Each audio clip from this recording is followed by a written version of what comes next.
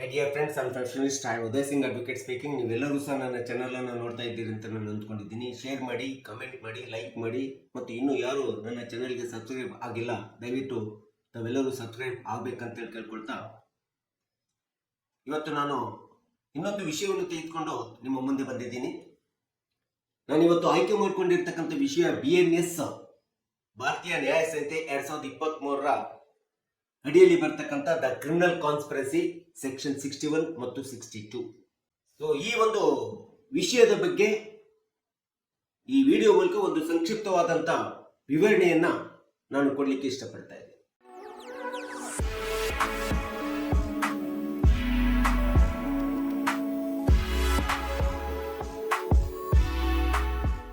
ಭಾರತೀಯ ನ್ಯಾಯ ಸಂಹಿತೆ 2023ರಲ್ಲಿ ಹೊಸದಾಗಿ ಬಂದಿರತಕ್ಕಂಥ ಈ ಒಂದು ಕಾನೂನು ಕಾಯ್ದೆ, ಈ ಕಾಯ್ದೆಯಲ್ಲಿ ಬರುವಂತ ಸೆಕ್ಷನ್ 61 ಮತ್ತು ಸೆಕ್ಷನ್ 62 ಈ ಎರಡು ಸೆಕ್ಷನ್ಸ್ಗಳು ನಮಗೆ ಕಾನ್ಸ್ಪಿರಸಿ, ಕ್ರಿಮಿನಲ್ ಕಾನ್ಸ್ಪಿರಸಿ ಮತ್ತು ಅಟೆಂಪ್ಟ್ ಟು ಕಾನ್ಸ್ಪಿರಸಿ ಬಗ್ಗೆ ಒಂದು ಸಂಕ್ಷಿಪ್ತವಾದಂಥ ವಿವರಣೆ, ವಿಶ್ಲೇಷಣೆಯನ್ನ ಕೊಡ್ತಾ ಇದ್ದಾವೆ.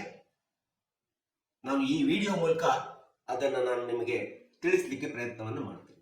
ಸೊ ಹಾಗಾದ್ರೆ ಇಲ್ಲಿ ಒಂದು ಪ್ರಶ್ನೆ ಉದ್ಭವಿಸುತ್ತದೆ, ಕ್ರಿಮಿನಲ್ ಕಾನ್ಸ್ಪಿರಸಿ ಎಂದರೇನು, ಕ್ರಿಮಿನಲ್ ಅಟೆಂಪ್ಟ್ ಎಂದರೇನು? ಸೊ ನಮಗೆ ಗೊತ್ತಿರೋ ಹಾಗೆ ಕ್ರಿಮಿನಲ್ ಕಾನ್ಸ್ಪಿರಸಿ ಅಂತಂದ್ರೆ ಅಪರಾಧಿ ಒಳಸಂಚು ಅಂತ ಹೇಳ್ತೀವಿ, ಪಿತೂರಿ ಅಂತೇಳಿ ಕರಿತೀವಿ.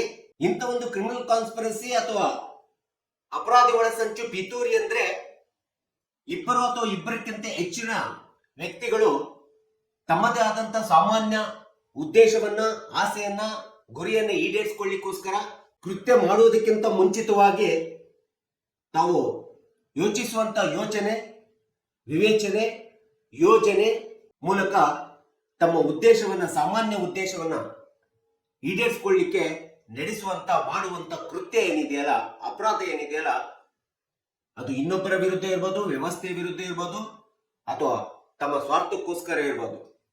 ಇದನ್ನ ನಾವು ಸಹಜವಾಗಿ ಕ್ರಿಮಿನಲ್ ಕಾನ್ಸ್ಪಿರಸಿ ಅಂತ ಹೇಳ್ತೀವಿ. ಇದು ಕ್ರಿಮಿನಲ್ ಅಟೆಂಪ್ಟ್ ಅಂತೇಳಿ ಸಹ ನಾವು ಹೇಳಬೇಕಾಗುತ್ತೆ. ಭಾರತೀಯ ನ್ಯಾಯ ಸಂಹಿತೆ 2023 ಸೆಕ್ಷನ್ 61 ಪ್ರಕಾರ ಯಾವುದೇ ಒಬ್ಬ ವ್ಯಕ್ತಿಗಿಂತ ಇಬ್ಬರು ವ್ಯಕ್ತಿಗಳು ಅಥವಾ ಇಬ್ಬರಿಗಿಂತ ಹೆಚ್ಚಿನ ವ್ಯಕ್ತಿಗಳು ತಮ್ಮ ಆಸೆಗೋಸ್ಕರ, ತಮ್ಮ ಗುರಿಗೋಸ್ಕರ ಮತ್ತು ತಮ್ಮದೇ ಆದಂತ ಹತಾಶ ಮನೋಭಾವನೆಯಿಂದ ಅಥವಾ ಇನ್ನೊಬ್ಬರ ಹೇಳಿಕೆಯನ್ನ ಸಹಿಸಲಾರದ ದೃಷ್ಟಿಯಲ್ಲಿ, ಅವರ ಒಂದು ಹೇಳಿಕೆಯನ್ನ ಸಹಿಸಲಾರದೆ ಅವರ ವಿರುದ್ಧವಾಗಿ ಅಥವಾ ಕಾನೂನಿನ ವಿರುದ್ಧವಾಗಿ ತಮ್ಮ ಗುರಿ ಧ್ಯೇಯೋದ್ದೇಶಗಳನ್ನು ಈಡೇರಿಸಿಕೊಳ್ಳಿಕ್ಕೆ ಮಾಡುವಂತ ಇಬ್ಬರಿಗಿಂತ ಹೆಚ್ಚಿನ ವ್ಯಕ್ತಿಗಳು, ಗುಂಪಿನ ಜನರು ಸೇರಿಕೊಂಡು ಮಾಡುವಂತ ಕೃತ್ಯವನ್ನು ನಾವು ಈ ಒಂದು ಭಾರತೀಯ ಅಧಿನಿಯಮ 2023 ಪ್ರಕಾರ ಕ್ರಿಮಿನಲ್ ಕಾನ್ಸ್ಪಿರಸಿ, ಕ್ರಿಮಿನಲ್ ಅಟೆಂಪ್ಟ್ ಅಂತೇಳಿ ನಾವು ಹೇಳ್ತಕ್ಕಂಥದ್ದು ನಾವು ನೋಡ್ತೀವಿ. ಈ ಕ್ರಿಮಿನಲ್ ಕಾನ್ಸ್ಪಿರಸಿ ಒಳಗಡೆ ಕೆಲವೊಂದು ಸಂದರ್ಭದಲ್ಲಿ ಕಾನೂನಿಗೆ ವಿರುದ್ಧವಿಲ್ಲದೆ ಇರತಕ್ಕಂಥ ಕೃತ್ಯಗಳನ್ನು ತೆಗೆದುಕೊಂಡು ಕೆಲವೊಂದು ವ್ಯಕ್ತಿಗಳು ತಮ್ಮ ದೇಶವನ್ನು ಈಡೇರಿಸಿಕೊಳ್ಳಿಕ್ಕೆ ಅಥವಾ ಇನ್ನೊಬ್ಬರ ಮೇಲೆ ತಮ್ಮದೇ ಆದಂತ ಜಲಸಿಯನ್ನ ಈಡೇರಿಸಿಕೊಳ್ಳಿಕ್ಕೆ, ದ್ವೇಷವನ್ನು ತೀರಿಸಿಕೊಳ್ಳಿಕ್ಕೆ ಕೃತ್ಯ, ಕಾನೂನುವಲ್ಲದೆ ಇರತಕ್ಕಂಥ ಕೃತ್ಯವನ್ನು ತೆಗೆದುಕೊಂಡು ಕಾನೂನು ವಿರುದ್ಧ ಕೃತ್ಯವನ್ನಾಗಿ ಬಳಸಿಕೊಳ್ಳುವಂತದ್ದೇನಿದೆಯಲ್ಲ, ಇಂಥ ಒಂದು ಕಾನೂನುವಲ್ಲದ ಕೃತ್ಯವನ್ನ ಕಾನೂನು ವಿರುದ್ಧವಾಗಿ ಬಳಸಿಕೊಳ್ಳುವಂತ ಯಾವುದೇ ಒಂದು ಕೃತ್ಯವನ್ನು ಸಹ, ಅಪರಾಧವನ್ನು ಸಹ ನಾವು ಸಹಜವಾಗಿ ಕ್ರಿಮಿನಲ್ ಕಾನ್ಸ್ಪಿರಸಿ ಸೆಕ್ಷನ್ 61, 62 ಅಡಿಯಲ್ಲಿ ತರ್ತಕ್ಕಂಥದ್ದು ನಾವು ನೋಡ್ತಾ ಇದ್ದೇವೆ. ಈ ಒಂದು ಅಧಿನಿಯಮ ಇದನ್ನು ಸಹ ನಾವು ಒಳಸಂಚು ಅಂತೇಳಿ ಕರಿತೀವಿ ಅಥವಾ ಪಿತೂರಿ ಅಂತೇಳಿ ನಾವು ಕರಿಬೇಕಾಗುತ್ತೆ ಈ ಒಂದು ಭಾರತೀಯ ನ್ಯಾಯ ಸಂಹಿತೆ ಅಡಿಯಲ್ಲಿ, ಕಾಯ್ದೆ ಅಡಿಯಲ್ಲಿ.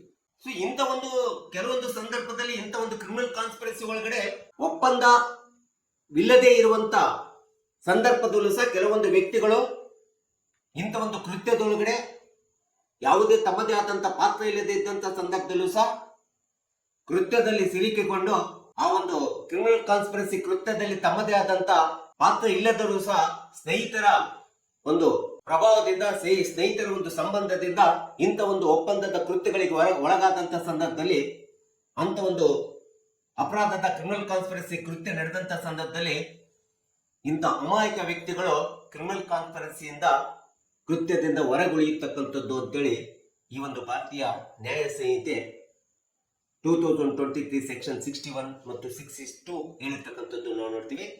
ಇವರು ಯಾವುದೇ ಒಂದು ಆ ಒಂದು ಪಿತೂರಿ ಒಳಸಂಚಿನೊಳಗಡೆ ಯಾವುದೇ ಇವ್ರದ ಪಾತ್ರ ಇರೋದಿಲ್ಲ, ಕೃತ್ಯ ಇರೋದಿಲ್ಲ. ಆದ್ರೂ ಇವರು ಆ ಒಂದು ಒಪ್ಪಂದದೊಳಗಡೆ ಗೊತ್ತಿದ್ದು ಅಥವಾ ಗೊತ್ತಿಲ್ಲದು ಇನ್ವಾಲ್ವ್ಮೆಂಟ್ ಆದಂತ ಸಂದರ್ಭದಲ್ಲಿ ಇವರು ಕ್ರಿಮಿನಲ್ ಕಾನ್ಸ್ಪಿರಸಿ ಕೃತ್ಯದಿಂದ ಉಳಿಯತಕ್ಕಂತೇಳಿ ಈ ಒಂದು ಸೆಕ್ಷನ್ ಸ್ಪಷ್ಟವಾಗಿ ಹೇಳ್ತಕ್ಕಂಥದ್ದು ನಾವು ನೋಡ್ತಿದೀವಿ. ಸೊ ಇಂಥ ಒಂದು ಕ್ರಿಮಿನಲ್ ಕಾನ್ಸ್ಪಿರಸಿ ಕೃತ್ಯಗಳಲ್ಲಿ ಎರಡು ವಿಧವಾದಂತ ಕ್ರಿಮಿನಲ್ ಕಾನ್ಸ್ಪಿರಸಿಗಳನ್ನ ನಾವು ನೋಡ್ತಾ ಇದೀವಿ. ಅಟೆಂಪ್ಟ್ ಅನ್ನ ನಾವು ನೋಡ್ತಾ ಇದ್ವಿ. ಅದರಲ್ಲಿ ನಾನ್ ಕಾಗ್ನಿಸಬಲ್ ಅಫೆನ್ಸ್ ಅಂತೇಳಿ ಬರ್ತದೆ, ಕಾಗ್ನಿಸಬಲ್ ಕ್ರಿಮಿನಲ್ ಕಾನ್ಸ್ಪಿರಸಿ ಅಂತೇಳಿ ಬರ್ತದೆ. ಯಾವುದೇ ಒಂದು ನಾನ್ ಕಾಗ್ನಿಸಬಲ್ ಕಾಂಪೌಂಡೇಬಲ್ ಕೃತ್ಯಗಳು, ಕ್ರಿಮಿನಲ್ ಕಾನ್ಸ್ಪಿರಸಿ ಕೃತ್ಯಗಳು ನಡೆದಂತ ಸಂದರ್ಭದಲ್ಲಿ ಈ ಭಾರತೀಯ ನ್ಯಾಯ ಅಧಿನಿಯಮ 2023 ಪ್ರಕಾರ ಕನಿಷ್ಠ 6 ವರ್ಷ ಜೈಲು ಶಿಕ್ಷೆ ಮತ್ತು ದಂಡ ಎರಡನ್ನೂ ಸಹ ವಿಧಿಸಲಾಗುತ್ತದೆ ಅಂತೇಳಿ ಈ ಒಂದು ನಾನ್ ಕಾಗ್ನಿಸಬಲ್ ಅಫೆನ್ಸ್ ಕ್ರಿಮಿನಲ್ ಕಾನ್ಸ್ಪಿರಸಿಯಲ್ಲಿ ಹೇಳಿರ್ತಕ್ಕಂಥದ್ದು ನಾವು ನೋಡ್ತೀವಿ. ಇನ್ನು ಕಾಗ್ನಿಸಬಲ್ ಕ್ರಿಮಿನಲ್ ಕಾನ್ಸ್ಪಿರಸಿ ಅಥವಾ ಕ್ರಿಮಿನಲ್ ಅಟೆಂಪ್ಟ್ ಅಂತೇಳಿ ಬಂದಂತ ಸಂದರ್ಭದಲ್ಲಿ ಕಾಗ್ನಿಸಬಲ್ ಅಂತೇಳಿ ಅಂದ ತಕ್ಷಣ ನಾವು ನಾನ್ ಬೇಲೇಬಲ್ ವಾರೆಂಟ್ ಬರ್ತದೆ, ನಾನ್ ಕಾಂಪೌಂಡೇಬಲ್ ಅಫೆನ್ಸ್ ಅಂತೇಳಿ ಪರಿಗಣಿಸ್ತೀವಿ. ಇದು ಸಹಜವಾಗಿ ಸೆಷನ್ ನ್ಯಾಯಾಲಯಗಳಿಗೆ ರೆಫರ್ ಆಗತಕ್ಕಂಥದ್ದು ನಾವು ನೋಡ್ತೀವಿ. ಮೊಕದ್ದಮೆಗಳು, ಪ್ರಕರಣಗಳು ಅಂತ ಒಂದು ಕ್ರಿಮಿನಲ್ ಕಾನ್ಸ್ಪಿರಸಿಗಳು ಅಂತೇಳಿ ಬಂದಾಗ ಕಾಗ್ನಿಸಬಲ್ ಕ್ರಿಮಿನಲ್ ಕಾನ್ಸ್ಪಿರಸಿ ಅಂತೇಳಿ ಬಂದ ಸಂದರ್ಭದಲ್ಲಿ, ಪಿತೂರಿ ಅಥವಾ ಒಳಸಂಚು ಅಂತೇಳಿ ಬಂದಂತ ಸಂದರ್ಭದಲ್ಲಿ ಅದು ಕೊಲೆ ಇರ್ಬೋದು, ದರೋಡೆ ಇರ್ಬೋದು, ಡಕಾಯಿತಿ ಇರ್ಬೋದು, ಮೋಸ ವಂಚನೆ ಇರ್ಬೋದು, ಅಥವಾ ಇಂಥ ಒಂದು ಕ್ರಿಮಿನಲ್ ಕಾನ್ಸ್ಪಿರಸಿ ಒಳಗಡೆ ಯಾವುದೇ ರೀತಿಯಾದಂತ ಒಂದು ದೈಹಿಕ ಅಗಾಧವಾದಂತ ಹಲ್ಲೆ ಆಗಿರುವಂತದ್ದು. ಕೆಲವೊಂದು ಸಂದರ್ಭದಲ್ಲಿ ಈ ಒಂದು ಕ್ರಿಮಿನಲ್ ಕಾನ್ಸ್ಪಿರಸಿ ಯಾರೋ ಮಾಡಿರ್ತಾರೆ, ಯಾರ್ದೋ ಕೊಲೆ ಆಗುತ್ತೆ. ಇಂಥ ಒಂದು ಅಪರಾಧಗಳು, ಕೃತ್ಯಗಳು ನಡೆದಂತವು ಇವೆಲ್ಲವೂ ಸಹ ಕಾಗ್ನಿಸಬಲ್ ಅಫೆನ್ಸ್ ಅಂತೇಳಿ ಕ್ರಿಮಿನಲ್ ಕಾನ್ಸ್ಪಿರಸಿ ಒಳಗಡೆ ಪರಿಗಣಿಸಲಾಗ್ತದೆ. ಇಂಥ ಒಂದು ಕೃತ್ಯಗಳು ನಡೆದಂತ ಸಂದರ್ಭದಲ್ಲಿ ಆ ಕೃತ್ಯದಲ್ಲಿ ಭಾಗಿಯಾದಂತ, ಕೃತ್ಯವನ್ನು ಮಾಡಿದಂತ ಮತ್ತು ಭಾಗಿಯಾದಂತ ಎಲ್ಲಾ ವ್ಯಕ್ತಿಗಳಿಗೂ ಸಹ ಮರಣದಂಡನೆ ಇರ್ಬೋದು ಅಥವಾ ಮರಣದಂಡನೆಯನ್ನು ಹೊರತುಪಡಿಸಿ ಜೀವನ ಪರ್ಯಂತ ಕಾರಾಗೃಹ ಜೈಲು ಶಿಕ್ಷೆಯನ್ನು ಸಹ ಕೊಡುವಂತದ್ದಿದೆ, ಜೊತೆಗೆ ದಂಡವನ್ನು ಹಾಕುವಂತದ್ದು ಇರ್ತದೆ. ಲೈಫ್ ಇಂಪ್ರಿಸನ್ಮೆಂಟ್ ಅಂಡ್ ಫೈನ್ ಈ ಎರಡನ್ನೂ ಸಹ ವಿಧಿಸುತ್ತಕ್ಕಂಥ ಹೇಳಿ ಈ ಒಂದು ಭಾರತೀಯ ನ್ಯಾಯ ಸಂಹಿತೆ 2023 ಸೆಕ್ಷನ್ 61 ಮತ್ತು 62 ಇಲ್ಲಿ ಹೇಳಿರ್ತಕ್ಕಂಥದ್ದು ನಾವು ನೋಡ್ತೀವಿ. ವಿಶೇಷವಾಗಿ ಈ ಒಂದು ಕ್ರಿಮಿನಲ್ ಕಾನ್ಸ್ಪಿರಸಿ, ಕ್ರಿಮಿನಲ್ ಅಟೆಂಪ್ಟ್ ಎಂಬತಕ್ಕಂಥದ್ದು ಸೆಕ್ಷನ್ 62 ಸ್ಪಷ್ಟವಾಗಿ ವ್ಯಕ್ತಪಡಿಸ್ತಿದೆ. ಕೆಲವೊಂದು ವ್ಯಕ್ತಿಗಳು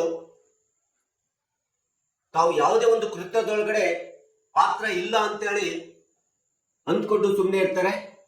ಆದ್ರೆ ಪ್ರತ್ಯಕ್ಷ ಅಥವಾ ಪರೋಕ್ಷವಾಗಿ ಇಂಥ ಒಂದು ಕೃತ್ಯಗಳು ನಡೆಯಲಿಕ್ಕೆ, ಕ್ರಿಮಿನಲ್ ಕಾನ್ಸ್ಪಿರಸಿ ನಡೆಯಲಿಕ್ಕೆ, ಪಿತೂರಿ ಒಳಸಂಚು ಹೂಡ್ಲಿಕ್ಕೆ ಪ್ರತ್ಯಕ್ಷ ಅಥವಾ ಪರೋಕ್ಷವಾಗಿ ಸಹಾಯ ಮಾಡಿದಂತ, ಪ್ರೋತ್ಸಾಹ ಕೊಟ್ಟಂತ, ಪ್ರೊವೋಕೇಟ್ ಮಾಡಿದಂತ ವ್ಯಕ್ತಿಗಳಿಗೂ ಸಹ ಈ ಒಂದು ಮರಣದಂಡನೆಯ ಹೊರತುಪಡಿಸಿ ಇನ್ಯಾವುದೇ ಜೀವನ ಪರ್ಯಂತ ಕಾರಾಗೃಹ ಜೈಲು ಶಿಕ್ಷೆ ವಿಧಿಸುವಂತದ್ದು ಮತ್ತು ದಂಡವನ್ನು ಎರಡನ್ನೂ ವಿಧಿಸುವಂತದ್ದು ಅಂತೇಳಿ ಈ ಒಂದು ಸೆಕ್ಷನ್ 62 ಸ್ಪಷ್ಟವಾಗಿ ಹೇಳಿರ್ತಕ್ಕಂಥದ್ದು ನಾವು ನೋಡ್ತಿದ್ವಿ.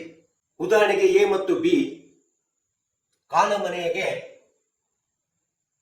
ಹೋಗಿಬಿಟ್ಟು ಮನೆಯ ಬೀಗ ಮುರಿದು ಕಳ್ಳತನ ಮಾಡ್ಬೇಕಂತೇಳಿ ಮನೆಯ ಒಳಗಡೆ ಹೋಗ್ತಾರೆ.